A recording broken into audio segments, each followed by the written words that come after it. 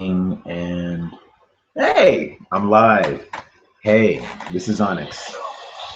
This is my first broadcast, and I just want to let people know that it was something I'm doing on the fly, so I'm not really trying to make this a habit. Give me an idea if you like it. Comment, rate, subscribe if you like my face or you just like hearing me talk. So here goes. I wanted to talk about relationships. Um, Stay away from shy people. I say that because I remember throughout the last, let's say, 5, 6 years, I remember always trying to hang around and hook up with shy girls. You know, I noticed I noticed a pattern that I would run into. Some of these girls that were kind of shy, they were easier to talk to. They were very calm, very pleasant, but at the same time, there's always a wall. It's very noticeable. It's like this wall. They have secrets that you don't want to know about. They have certain habits or maybe certain have a specific type of past that you that they don't want you as a guy or a girl to know about.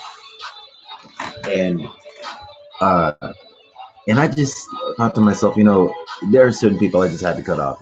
I get tired of walking on eggshells.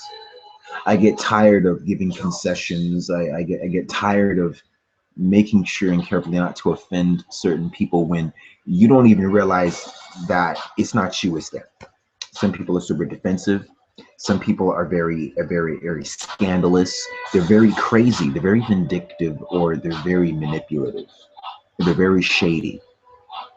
And when they actually meet a person that who might be the opposite of that, or they make or this shy person, they meet a person they actually like,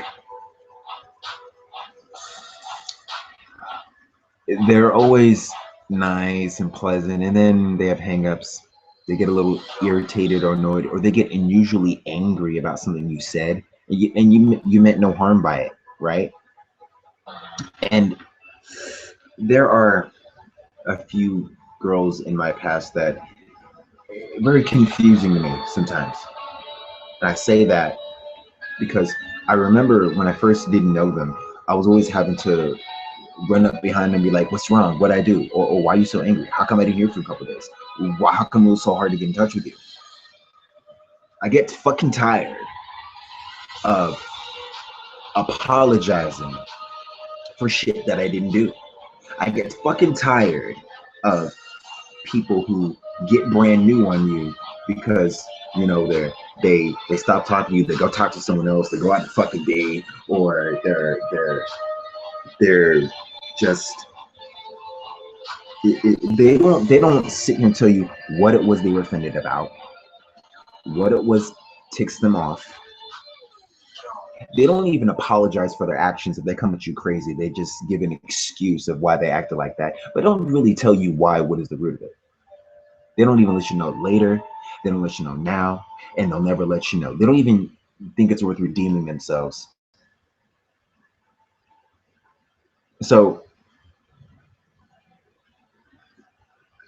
I would say if you meet the so-called shy person, cut them off, because if they're gonna react crazy or in an abrupt burst of anger or get angry, I, I sense that this person can be very deceptive, manipulative, or just plain out crazy. And in the beginning, when you upset them and you're not even sure what it was, what it was, and they don't tell you, or or you really, let's say you did nothing, you just kind of touched the nerve with them.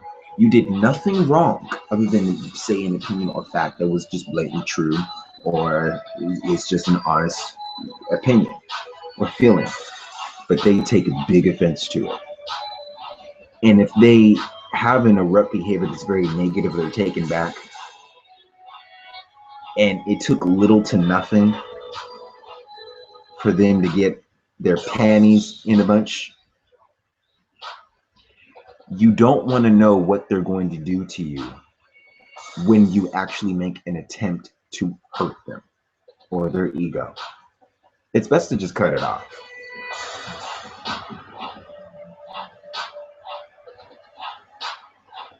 It makes no sense trying to run up behind and apologize for something that you didn't even do. Does anyone get, I mean, any of you guys get tired of apologizing for something, not even sure what you did? Maybe you did nothing. Maybe you were honestly sorry. You were honestly, I'm sorry, and I didn't mean to offend you. Hey, please forgive me. But then you find yourself doing it over and over and over. No, eventually it's like, what the fuck is up with this motherfucker? You ever feel like that? I just said, fuck it, dude. It's just thoughts running through my head. You just get tired of, you're just like, stop it. You're just like, what the fuck are you doing? And if anyone's met, let's make a response video, comment, rate, subscribe, say something. It's very, very interesting when you stop talking to them, whether it be a friend or it be, your boyfriend or your girlfriend or your mama or your daughter or your sister. Hopefully it's not your daughter, your child, but someone in your family, someone you could have got close with. It's funny because, hey, my piece of advice, you meet someone who's shy and they get easily offended by something you say and you don't even know what it is. There's something in the past that's scandalous. They're very scandalous, very, very manipulative, very, very, very shady person. I found out when I find out later down the line, every time I meet someone like this, I find out later down the line they're very shady, they're very scandalous, and you don't want to know. And I find out through other people that they dated, or maybe their friends or family members. So stay clear away from them. That's my advice to you. Because people, like I would say, if you're like me, you don't intend to hurt anyone. You're not trying to hurt anyone's feelings. And half the stuff you say, you don't mean to hurt feelings, but if you hurt feelings, it's something about them that they've done in their past that they know no one's gonna be proud of, that people are gonna judge them, and then they have the nerve to flip it around and look at you and say, you were wrong, you did this, you were that. But it's really them. There's nothing wrong with you. They're scandalous, they're shady.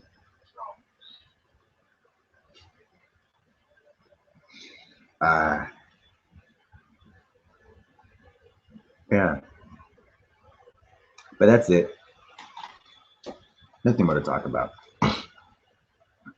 But oh yeah. One last thing. I didn't forget about my little projects. Purge City, Fly on the Wall. Haven't quite figured out a date. It's still on the drawing board. The Purge City is gonna be a BTR show. I do have a date. It's gonna be early 2014. No, excuse me. It's gonna be the fall of 2015 and then going into spring of 2016. So like December, January, around there. So near the end of next year. Probably like a year from now. Fly on the Wall. Um, I would say coming next year, because I'll be gone for a few months in July. But after when I come back, I can do the radio show. And basically, Fly on the Wall will be about Black history, um, past, present, and future. And the radio show is going to be about what's going on now, social issues, but really instructional and informative. I'll try to make it unique and different than different shows, because it's because really I think there are some things that I can do better or want to do better than other radio hosts when they speak on Black issues. I just want to bring a different approach, a different style, something unique, and I think it's needed. I think Black folks, we're tired of the typical, you know, say nothing, do nothing, uh, uh, you know, no intellect, no thought, just real Black thought, a real Black think tank. I, I'm I, I'm highly offended by past radio hosts who have clearly they just like drama. They lack no direction. They lack no hell no leadership. Um, and I wanted to be constructive as well as instructional, informative, edgy, and entertaining.